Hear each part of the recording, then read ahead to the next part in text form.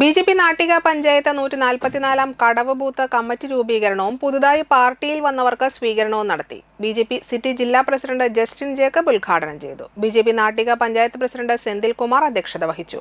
മണ്ഡലം president Rini Krishnaprasad, Sudheer KS, Shaji Pulikkal, Lal ഊണുങ്ങൽ, Ambika teacher, Rahana Bineesh, Jyothidas, Anupama Mohandas, Ramesh ray, Shaibu Pulipparambil, Baiju Koroth, Harish വളവത്ത എന്നിവർ സംസാരിച്ചു. തുടർന്ന് വിദ്യാർത്ഥികൾക്ക് പഠനോപകരണ വിതരണവും നടത്തി.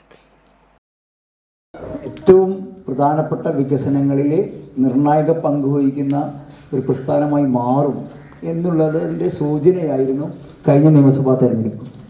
29% വോട്ട് വാങ്ങിച്ചുകൊണ്ടാണ് ഭാരതീയ ജനതാ പാർട്ടി മുന്നേറ്റം നടത്തിയത്.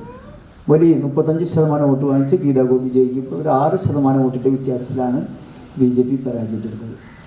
പക്ഷെ പരാജയം വിജയത്തിൻ്റെ തുടക്കമായി കാണുന്നു. നല്ല രീതിയിലുള്ള പ്രവർത്തനമായി മുന്നോട്ട് പോകാൻ സാധിക്കും. അതിനുള്ള പിന്തുണ തുടർന്നും ലഭിക്കുമെന്നുള്ള പ്രതീക്ഷയിലാണ് പ്രസ്ഥാനം. പക്ഷേ കേരളത്തെ സംബന്ധിച്ചിടത്തോളം ഈ നിയമസഭാ തെരഞ്ഞെടുപ്പോടുകൂടി പുതിയ ചരിത്രം രചിക്കപ്പെട്ടു.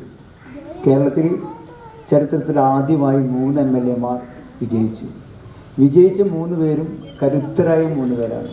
ഗോപകുമാർ സാറായാലും രാജീവ് ജി ആയാലും വി മുരളീധരൻ ജി ആയാലും വലിയ അനുഭവ സമ്പത്തുള്ള രാഷ്ട്രീയ നേതാക്കന്മാരാണ് അക്ഷരാർത്ഥത്തിൽ കേരളത്തിൻ്റെ നിയമസഭയിലെത്തിക്കുന്നത്. 3 പേർ 30 പേർക്ക് തുല്യം വയ്ക്കാൻ സാധിക്കുന്ന കാര്യകർത്താക്കൾ, കേരളത്തിൻ്റെ വികസന വിഷയങ്ങൾ ഉയർത്തി കാണിക്കാൻ സാധിക്കുന്ന, ജനങ്ങളോടൊപ്പം നിൽക്കാൻ സാധിക്കുന്ന MLA-മാരെയാണ് ജനങ്ങൾ 3 പേരെ നിയമസഭയിലെത്തിച്ചിട്ടുള്ളത്.